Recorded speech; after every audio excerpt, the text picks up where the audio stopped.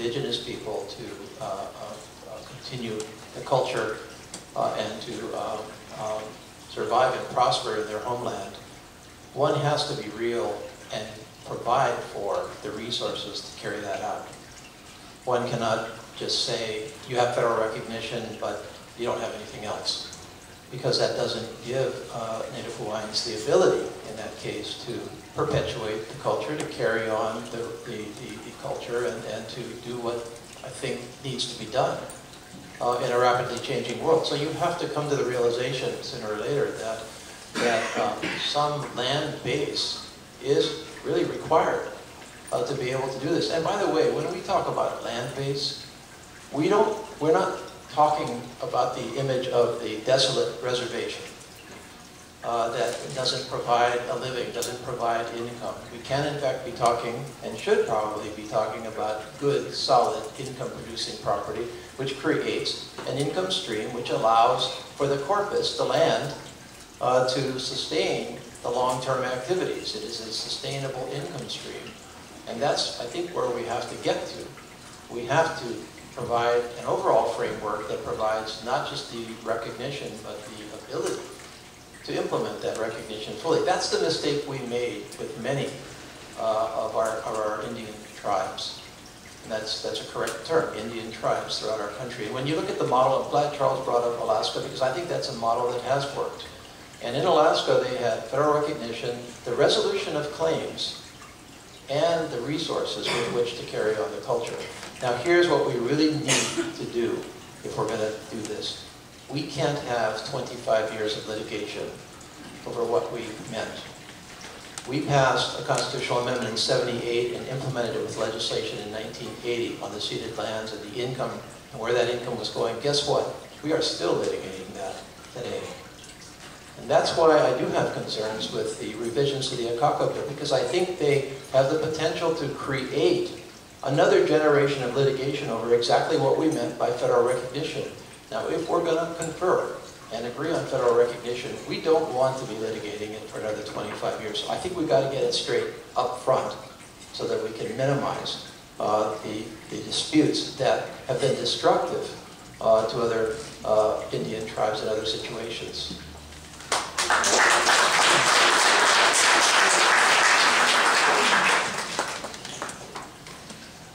I would just like to rebut one thing.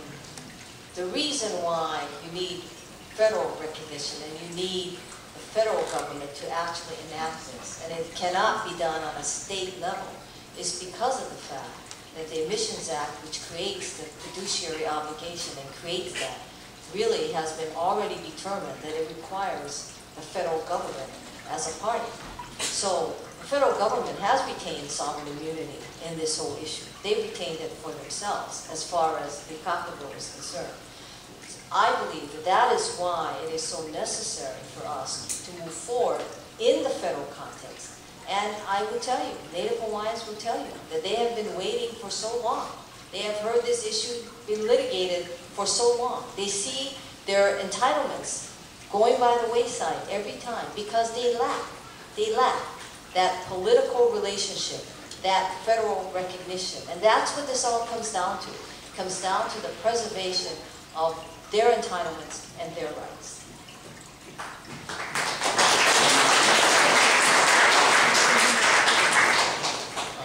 Just as a reminder, for those in the audience who would like to submit a question, please do. I'm going to ask one more question before we break for an intermission, 5-minute intermission. During that intermission, I'll pick up those cards. You can increase your chances of having your question read if you make it legible. So, although there's a limited amount of time, please make sure it can be read. This next question, there were actually 2 other submissions that were very similar. So, the impression that I got is that this next question, the substance of it is very important to a lot of people. I think it's important to a lot of people across the country. And I promise it's not a lawyer question. It was actually submitted by Shauna Tabor, who's a member of our neighborhood board.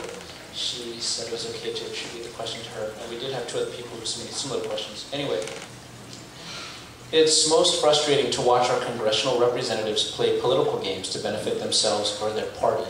What guarantees can you give us that you will diligently review the bills before you weigh the pros and cons that will best benefit the people and not the political gain of you or your party? And we'll start with you, Mr. The best thing I can point to assure all of you, is my record. I want to make it very clear. For myself, when I was a member of the Hawaii State House of Representatives, and as a member of the Honolulu City Council, my first duty, my primary obligation is to my constituents. If I'm fortunate enough to earn your support to be your congressman, that will be my first duty. If I ever have to choose between partisan politics in Hawaii, if I ever have to choose between political gain and the people of Hawaii, that is a very, very simple choice. It's Hawaii first, it's Hawaii last, it's always Hawaii. And I want to assure all of you, because this is more than a political platitude, this is something that I can speak to based on my record.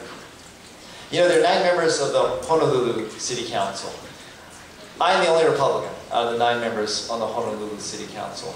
Nominally, if I were a hyper-partisan Republican, and I were one who wanted to only advance my party's principles and have partisan gain, certainly I would be remarkably ineffective. But the reality is that over the last 4 years, I have managed to pass more bills in the Honolulu City Council than any other of my colleagues on the council. That speaks to my interest in advocating on behalf of my constituents, and advocating on behalf of the people of Honolulu, and putting primarily what's in the best interest of our community first, not partisan principle. And that's the type of record that I look forward to bringing, representing all of you as your representative in the U.S. Congress. Thank you.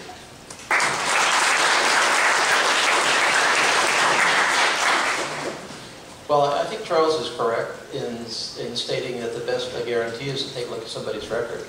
And I have proven, I believe and hope, by my prior service in Congress, that I believe in the principles that were articulated in the question. And this goes back to the second point I asked you to consider in the beginning, in my introduction, which was that one of the themes in this campaign, which I believe is something that we need to focus on across the board, is there a different way to govern in this country? Is there a better way to govern than the partisan yelling across the Great Divide? This is a tough time for our country because we are extremely polarized, and because Washington is essentially not listening to a whole number of Americans who believe that there is a more moderate, mainstream, collaborative, problem-solving approach out there that utilizes independent thought, independent action to get things done. Now, I've lived that throughout my political career, so I don't have to say I will do it. Although I say to you, I will do it, because we are talking about the future, but I have done it.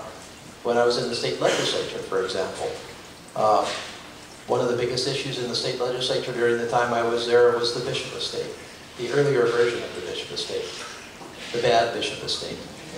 The Bishop estate that was really in too close contact with the Supreme Court. The Bishop estate that really was pushing its weight around in the legislature. And I didn't like that, and I fought it. Now, my party was a defender at the time of the Bishop estate.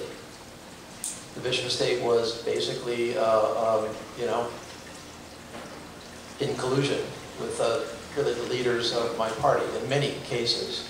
And I stood up with other people and contested that. That was independent. That was against my party. That was, I suppose you could say partisan, although it was against my party. But we did get that job done. And I think today Kamehameha Schools is the better for it. In Congress, I didn't have a problem with supporting ideas that came from the Republican side of the aisle when I thought they were good ideas. I did, in fact, vote for Republican alternatives on legislation. I did, in fact, support my colleagues when I felt they had the better way forward. Now, all of this adds up to one central theme, and that is the person that you send to Congress somebody that you believe can pull that off, if you think that that should be what we do, and have they demonstrated really the ability to do it already? I hope that my prior record shows that my guarantee is what I've already done.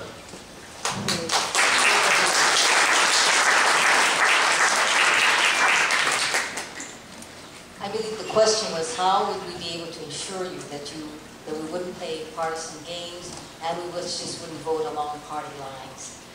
And I agree with both Charles and with Ed. You've got to look at our records, and I think our records best demonstrate it. Now, when I first got elected,